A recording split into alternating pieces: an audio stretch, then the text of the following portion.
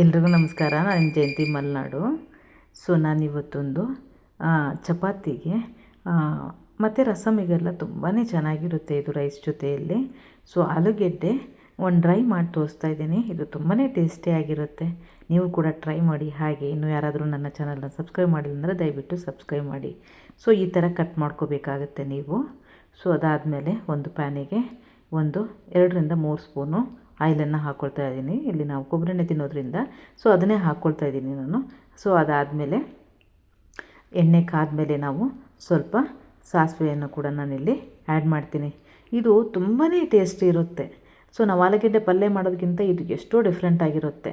So ನಾನಿವಾಗ ಸಾಸಿವೆಯನ್ನು ಕೂಡ ಆ್ಯಡ್ ಮಾಡ್ತೀನಿ. ಸ್ವಲ್ಪ ಕೊತ್ತಂಬರಿ ಕರಿಬೇವು ಆ್ಯಡ್ ಮಾಡಿದ್ದೀನಿ. ಸ್ವಲ್ಪ ಖಾರದ ಪುಡಿ ಹಾಕ್ತಾಯಿದ್ದೀನಿ. ಹಾಗೆ ಧನಿಯಾ ಪುಡಿ ಹಾಗೆ ಜೀರಿಗೆ ಪುಡಿಯನ್ನು ಹಾಕ್ಕೊಳ್ತಾ ಇದ್ದೀನಿ, ಒಂದು ಕಾಲು ಚಮಚ. ಸೊ ಇದನ್ನು ನೀಟಾಗಿ ನೀವು ಈ ಥರ ಬ್ರೌನ್ ಕಲರಿಗೆ ಬರೋ ತನಕ ಫ್ರೈ ಮಾಡಿಕೊಂಡು ನೀವು ಕಟ್ ಮಾಡಿರುವಂಥ ಆಲೂಗೆಡ್ಡೆಗೆ ಪೀಸ್ಗಳನ್ನು ಇದಕ್ಕೆ ಆ್ಯಡ್ ಮಾಡಬೇಕಾಗತ್ತೆ. ನೋಡಿ ಎಷ್ಟು ಚೆನ್ನಾಗಿ ಬಂದಿದೆ ಅಂತ. ಇದು ಡ್ರೈ ಥರ ಮಾಡಬೇಕು, ತುಂಬಾ ಟೇಸ್ಟಿ ಇರುತ್ತೆ. ಸೊ ಇದನ್ನು ನೀವು 10-15 ನಿಮಿಷ ಚಿಕ್ಕ ಉರಿಯಲ್ಲೇ ನೀವು ಇದನ್ನು ಫ್ರೈ ಮಾಡ್ಕೋಬೇಕು. ನೋಡಿ ಎಷ್ಟು ಚೆನ್ನಾಗಿ ಬಂದಿದೆ ಅಂತ. ಚಪಾತಿಗೆಲ್ಲ ತುಂಬ ಚೆನ್ನಾಗಿರುತ್ತೆ. Thank you.